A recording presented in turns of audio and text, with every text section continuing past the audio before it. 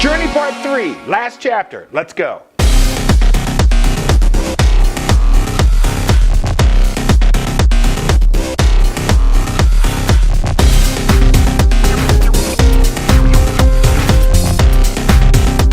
There was one thing in Las Vegas that I found consistent in almost the 5 years that I've been living here, was that everyone said one thing consistently, or everybody said the same thing. And it made me think of this community, these people, because from where I started to where I wanted to go, it really didn't have to be this way. The car caught fire. I'm thinking, I'm hosed. I'm done. You know, 10 minutes after they put the fire out, this guy walks up to me and gives me $40 and offers me, he was a truck driver, he says, you can live in my truck. And I said, no, but thank you anyway. I said, really, thank you, you don't know me. He goes, well, it's there for you, and I know you're gonna come out of this, and when you do, pay it forward. A young lady by the name of Stephanie. I always had a hard time pronouncing her last name, but she was really instrumental in helping me get a vehicle so I could ride around town and go do my photography and so I'll make a name for myself. She sent me a message on Facebook and she said, I don't know you, but I saw what happened to you and I'd like to help you if you let me. And at the time I go like, no. Well, she started a GoFund and raised money to the tune of $2,100. And I bought a new vehicle. Not a new one, but I bought a vehicle. And as I'm thanking her the whole time, I was waiting for her to say it just like everybody else in Las Vegas, and she did. She goes, pay it forward. There comes a point in time where we have all these plans and designs and we forget about that life still happens while we have these plans and designs. And these episodes that we go through is nothing more than real life. And to come here to this place and go through all of that and meet the key people who kept me going, and the one thing, they didn't want any money, they didn't want anything. All they said to me was pay it forward. I love this part. Photography Las Vegas, here I am. Who discovered me? Who put me out there? Somebody had to see something of my work and says, I like you, I like your work. Who was it? Her name is Candace Weiner. She is the CEO and publisher of Real Vegas Magazine. And Candace and I had known each other from the first year I got here. And how she discovered me, how she saw what I did was nothing more than a photograph of Las Vegas Boulevard. That photograph you see there, I captured that in 2013 when I was a truck driver. I was on my way to Los Angeles on a Sunday morning. And as I was coming by Mandalay Bay, something told me to do, you know, you need to turn off and go down Las Vegas Boulevard. So I get down to Blue Diamond, go on the off-ramp, hang a left turn, hang another left turn on Las Vegas Boulevard, and now I'm heading back toward town. And I get to the intersection of Sunset and Las Vegas Boulevard. And this was so weird. For that brief period, there was no traffic around me. There was nothing behind me. There was no traffic coming at me. There was no traffic coming from the left or the right side. I was just all out there, all by myself. And I'm looking at Las Vegas Boulevard, all the way down past the sign, all the way to the Sheep Mountains that you see there. So I wanted to take a picture. So I started driving my truck. I got up to maybe about 5 miles an hour, maybe 10.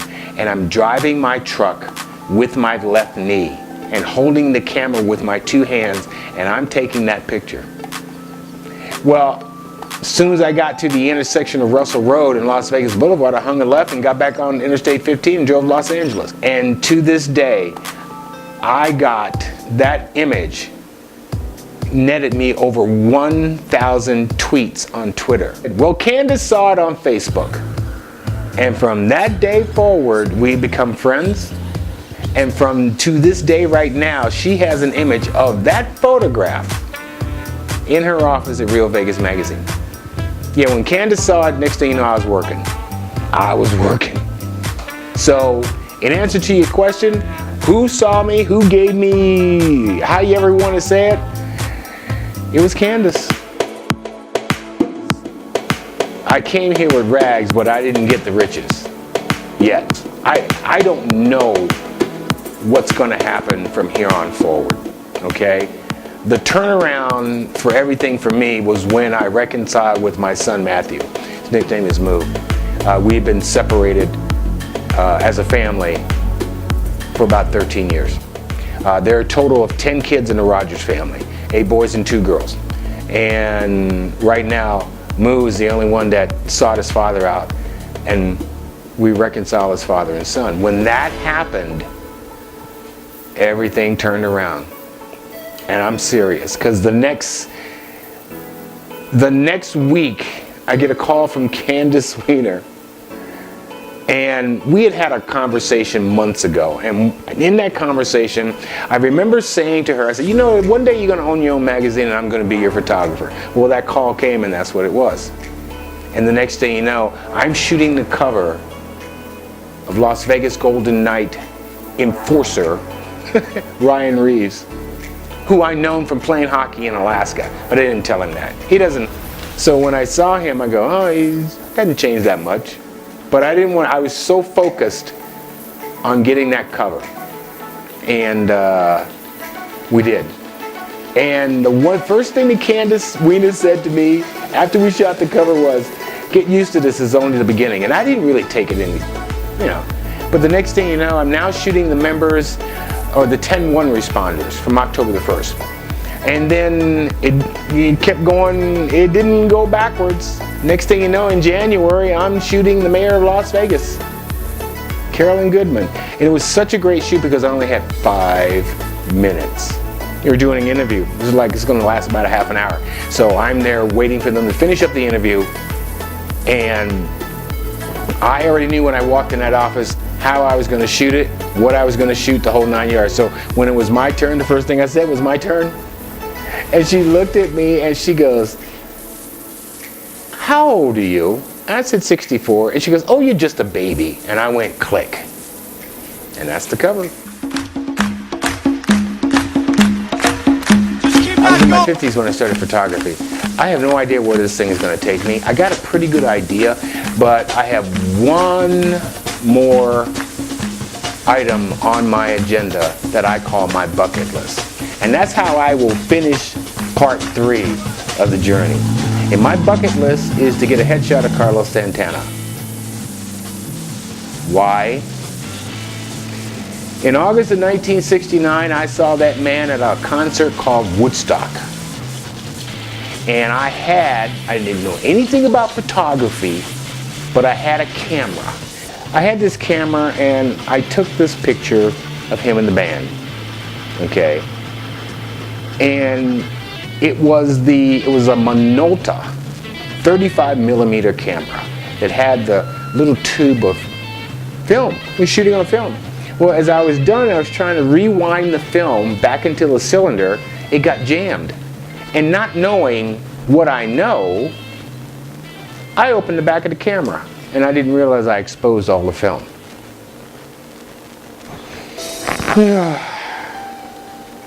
It is my intention, as I finish up part 3 of the journey, it is my intention before they put me 6 feet under the ground that I'm going to get a headshot of Carlos Santana, even if I have to pay him.